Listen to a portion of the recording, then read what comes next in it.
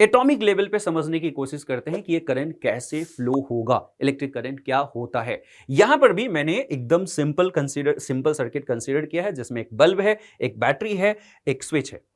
सबसे पहले मैंने स्विच को ऑन नहीं किया, देखो बल्ब ग्लो नहीं हो रहा है। और यदि मैं कहता हूं कि अच्छा ये जो कंडक्टर है, जो वायर है, वो क्या चीज से बना हुआ है, इसके इन साइड में जाने की कोशिश करें तो क्या मिलेगा। तो जो बेसिक नॉलेज है उसके अनुसार से आपको पता है कि ये एटम्स से बने होंगे। और एटम्स का मतलब क्या मैं उसको फर्दर डिवाइड कर सकता हूं? यस, उसमें न्यूक्लियस होगा, इलेक्ट्रॉन्स होगा, प्रोटॉन होगा, न्यूट्रॉन होगा और बाकी उसके अंदर भी जा सकते हैं। अभी हम वहां जाने की जरूरत नहीं है।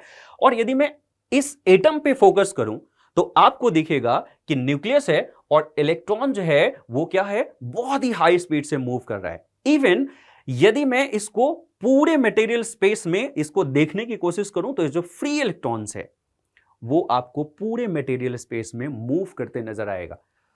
ये जो मूवमेंट है, यदि आप ध्यान से देखने की कोशिश करोगे, जो इलेक्ट्रॉन फ्री है वो आपको बहुत ही हाई स्पीड से इस पूरे मटेरियल स्पेस में मूव करते नजर आएंगे, जिसको हम थर्मल वेलोसिटी भी कह सकते हैं।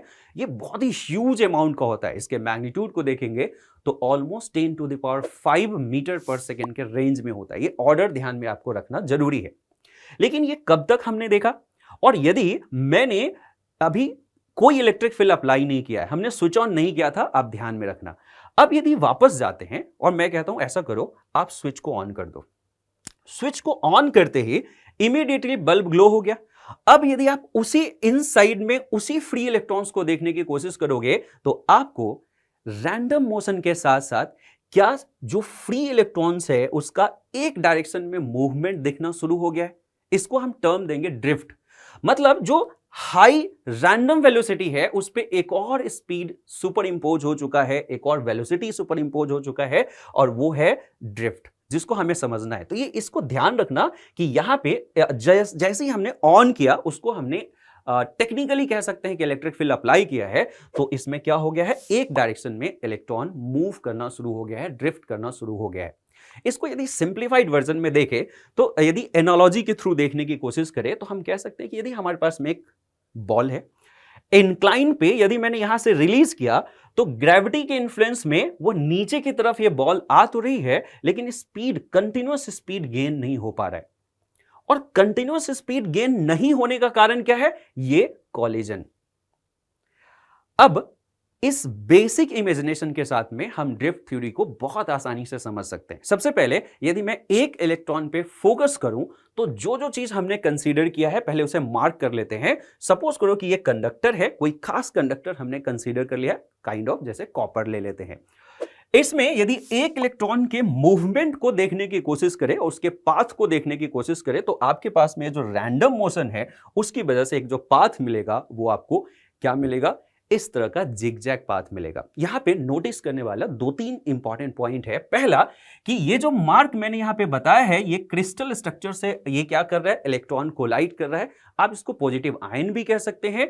और ये जो आपके पास में फ्री पाथ है दो कॉलिजन के बीच में, ये स्ट्रेट लाइन आपको नजर आ रहा होगा। और ये कब है? जब हमने इलेक्ट्रिक फील्ड को नहीं अप्लाई किया है। दूसरा, आप यहां पे ध्यान दो कि जो स्टार्टिंग पॉइंट है और जो एंड पॉइंट है वो ऑलमोस्ट क्लोज है। मतलब एक तरह से आप कह सकते हो कि बिना इलेक्ट्रिक फील्ड का इलेक्ट्रॉन मूव तो कर रहा है रैंडम मोशन के साथ में, लेकिन कहीं भी ऑन एन एवरेज जा नहीं पा रहा है। अब इसी में यदि हमने क्या कर दिया, इलेक्ट्रिक फील्ड अप्लाई कर दिया। कैसे? By applying a potential source across this conductor.